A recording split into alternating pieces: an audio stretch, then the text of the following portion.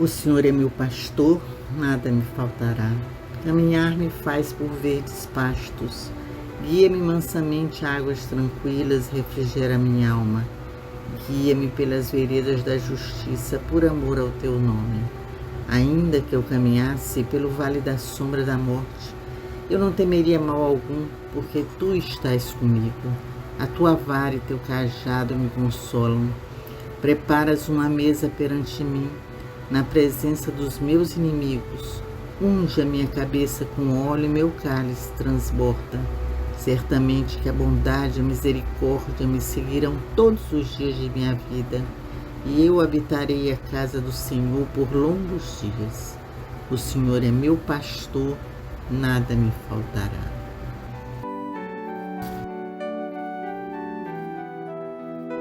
Prece a Xangô.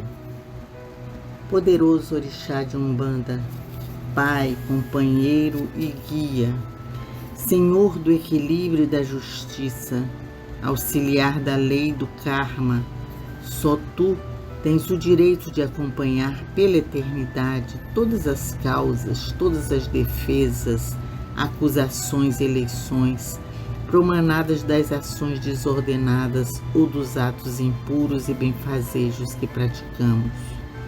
Senhor de todos os maciços e cordilheiras, símbolo e sede da tua atuação planetária no físico e astral, soberano Senhor do equilíbrio, da equidade, velai pela inteireza do nosso caráter, ajude-nos com sua prudência, defenda-nos das nossas perversões, ingratidões, antipatias, falsidades, incontenção da palavra e julgamento indevido dos atos dos nossos irmãos em humanidade. Só tu és o grande julgador. Caô Cabecilho Xangô. Pai nosso que estás no céu, santificado seja o vosso nome. Venha a nós o vosso reino. Seja feita a vossa vontade, assim na terra como no céu. O pão nosso de cada dia nos dai hoje. Perdoai as nossas ofensas, assim como nós perdoamos a quem nos tem ofendido. Não nos deixeis cair em tentação, mas livrai-nos do mal. Ave Maria, cheia de graça, o Senhor é convosco. Bendita sois vós entre as mulheres, bendito é o fruto do vosso ventre, Jesus. Santa Maria, Mãe de Jesus, rogai a Deus por nós, pecadores, agora e na hora da nossa morte. Jesus amado, Pai de poder e bondade, elevando o pensamento a vós, nos colocamos ao seu dispor, agradecendo todas as vossas bênçãos e a vossa presença em nossas vidas. Rogamos a vossa proteção, Senhor, e a vossa misericórdia. Rogamos as bênçãos dos orixás da nossa casa franciscana, especialmente de Xangô, que comanda a nossa casa, também de Iemanjá, Oxum, Obaguaí. Rogamos as bênçãos de São Miguel Arcanjo, São Francisco de Assis, da Fraternidade Branca Universal e de Melquisedeque. Rogamos as bênçãos de Maria, nossa Mãe querida, nosso atalho para Jesus, pedindo que Maria nos abençoe, nos guie e nos oriente. Rogamos as bênçãos do nosso Pai Oxalá. Pai Oxalá, abençoe a todos nós, as nossas famílias, a todos que nos cercam, a todo esse plano terreno. Pedimos que nos dê força para seguirmos na nossa caminhada. Pedimos iluminação, pedimos proteção. Pedimos, Pai, pela paz no mundo, paz entre povos e nações, entre governantes e governados. Paz em cada recanto desse plano terreno. Paz no nosso Brasil, no Rio de Janeiro, nos nossos lares e nos nossos corações.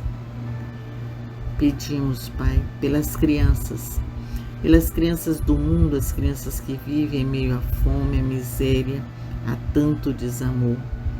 Pedimos a vossa misericórdia sobre todas elas, que a sua luz envolva as crianças deste plano terreno, para que elas construam um mundo mais humano e mais justo, mais amoroso. Rogamos também pelas crianças da creche Santa Clara, pelos seus familiares, professores, por todos aqueles que ajudam a nossa casa franciscana e a creche Santa Clara. Pedimos, Pai, muita luz e força para todos também que vivem nas ruas, passando necessidade, fome, passando por tantas contradições, tantas dificuldades, que eles consigam ser iluminados, sair dessa situação, caminhar. Pedimos ainda por todos os encarnados e desencarnados, cujos nomes vêm ao nosso pensamento neste momento. Que assim seja.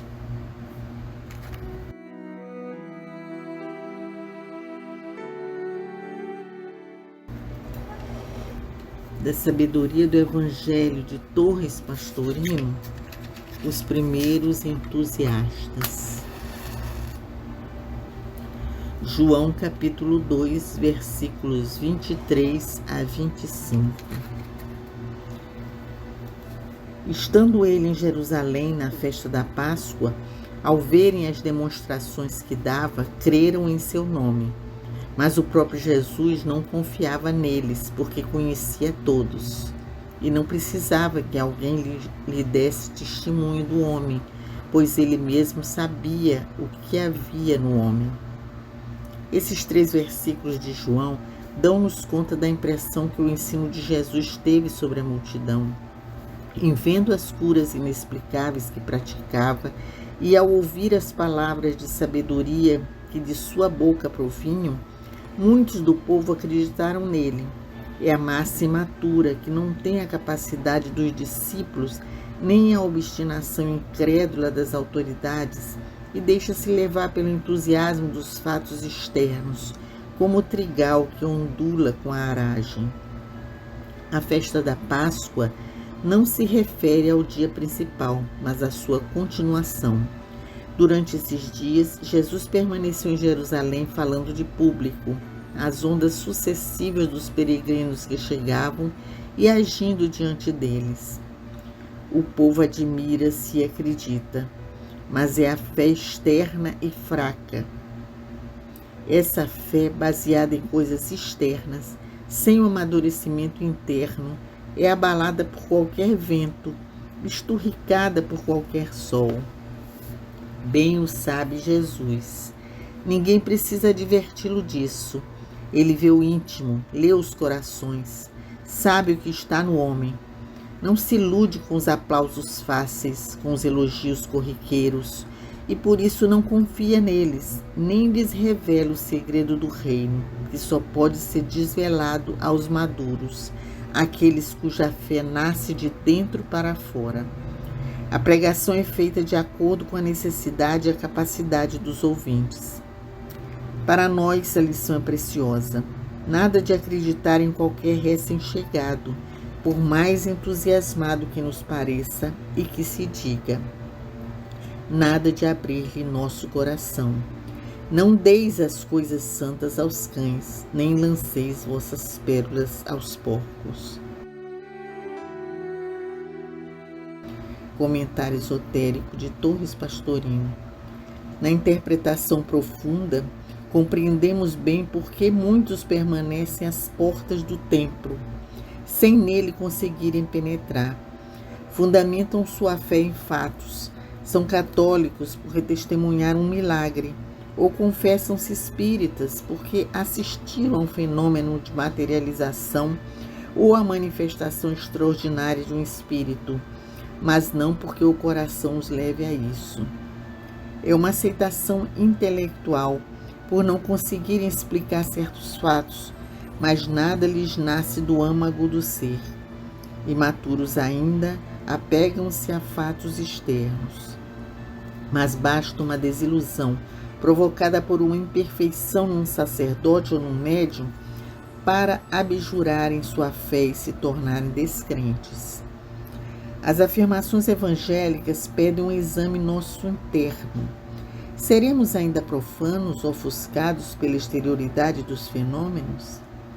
Daí o Espírito que habita em nós, nosso eu profundo, que nos conhece, não precisar de nenhum testemunho de nosso intelecto, de nenhuma confissão de nossa personalidade.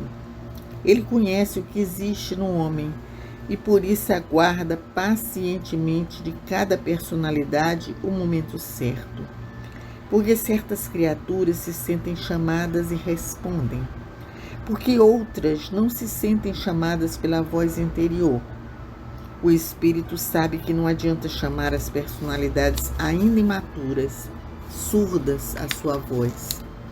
Daí a desnecessidade do proselitismo.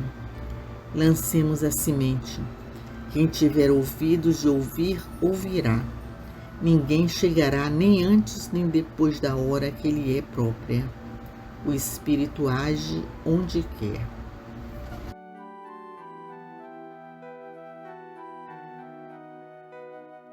Esse evangelho é um evangelho curto, mas profundo, que nos fala do nosso templo interior. Esse templo que Jesus várias vezes falou em construir é o templo interior.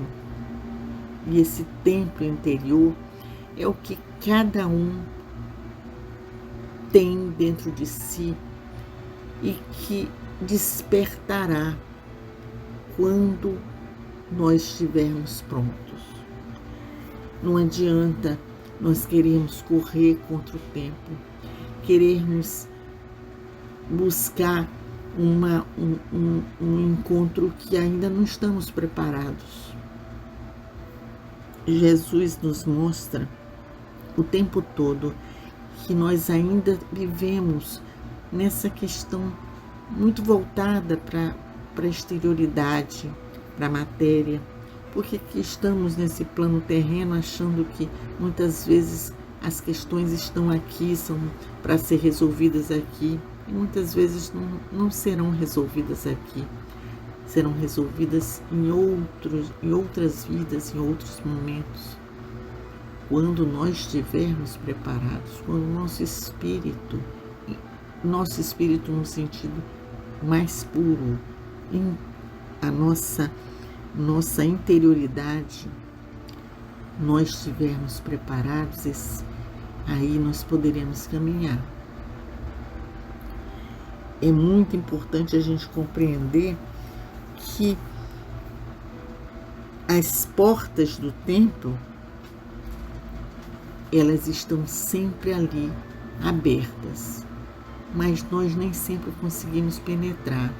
Por que não? Porque nós não estamos ainda compreendendo qual é o verdadeiro sentido dessa palavra. Então, muitas vezes, por conta disso, pequenas coisas que acontecem, ou coisas grandes, situações graves na nossa vida terrena, nessa encarnação, situações que acontecem conosco, com a nossa família, ou coisas que nós não conseguimos aceitar, nos fazem perder a fé, nos afastar da religião que estamos seguindo, seja da igreja, seja no terreiro, seja no centro espírita. E aí a gente tem que entender que isso é porque nós ainda não estamos preparados para compreender que tudo isso que nós passamos faz parte do nosso processo evolutivo. Seja bom, seja ruim, seja doloroso. São passos que nós temos que dar, são caminhadas que nós temos que dar. E a gente não pode achar que, Ah, porque eu frequento a igreja, ou porque eu frequento o centro espírita ou o terreiro, nada vai acontecer comigo. Vai acontecer porque faz parte do nosso processo evolutivo. Todos nós temos que passar por muitas coisas neste plano. O que nós temos é que pedir que nós tenhamos sempre força para passar por essas situações, refletindo e compreendendo que fazem parte do nosso processo. Que nós tenhamos força para superar cada momento difícil da nossa vida. E que busquemos no Pai Maior essa força, pedindo a Ele que nos ilumine, que abra os nossos caminhos para que nós possamos compreender e aceitar todo esse processo que faz parte do nosso próprio karma, do nosso processo de evolução, do processo de evolução do outro, que às vezes é quem nós estamos ali vivendo a dor. Que nós saibamos compreender isso. Esse é o grande templo que nós temos que preservar dentro de nós, o nosso templo interior. Esse templo que é a casa do Pai, que habita em nós, que está dentro de cada um de nós.